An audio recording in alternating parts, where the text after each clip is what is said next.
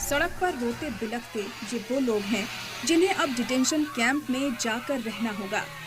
Video में देखकर आप समझ सकते हैं कि इन्हें जबरन डिटेंशन कैंप भेजा जा रहा है। मामला असम के बारपेटा जिले का है, लेकिन इस पूरे मामले में जो बात सबसे अहम है वो ये है कि डिटेंशन कैंप में डाले जाने वाले लोगों में 28 बारपेटा के रहने वाले मुस्लिम हैं। दावा किया जा रहा है कि इनके पास कागजात नहीं थे, लेकिन इस मामले की मुखालिफत तेज हो गई है, क्योंकि मुस्लिम स्टूडेंट यूनियन ऑफ असम का कहना है कि वो हिंदुस्तानी हैं और उनके पास पूरे पेपर्स हैं।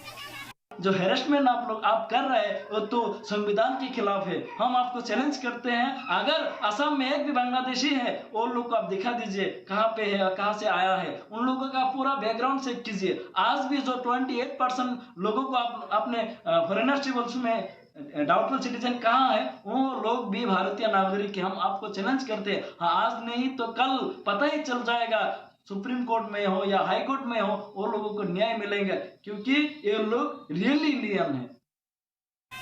सरकार के इस कदम के खिलाफ मुस्लिम स्टूडेंट यूनियन ऑफ असम ने मुजाहरे का भी ऐलान किया है। दूसरी तरफ गुवाहाटी हाई कोर्ट के सीनियर वकील रिजावल करीम ने असम की पार्टी तंजीम से इन 28 लोगों को हर मुमकिन मदद देने का वादा किया है। आज बारपेटा में अदालत ने 28 लोगों को विदेशी घोषित किया और इन लोगों को डिटेंशन कैंप भेजा गया। बड़ी दुख की बात है कि ये जो लोग हैं, इनकी फैमिली के कुछ लोग इंडियन है और कुछ लोग विदेशी घोषित हुआ है। असम डिटेंशन कैंप असम में गैर कानूनी तरीके से रहने वालों का एक सेंटर है। असम में पहला डिटेंशन सेंटर 2008 में गुवाहाटी हाई कोर्ट के हुक्म पर बनाया गया था। मौजूदा वक्त में असम में 6 डिटेंशन सेंटर हैं, जो सभी अलग अलग जिलों में जेलों के अंदर बनाए गए हैं।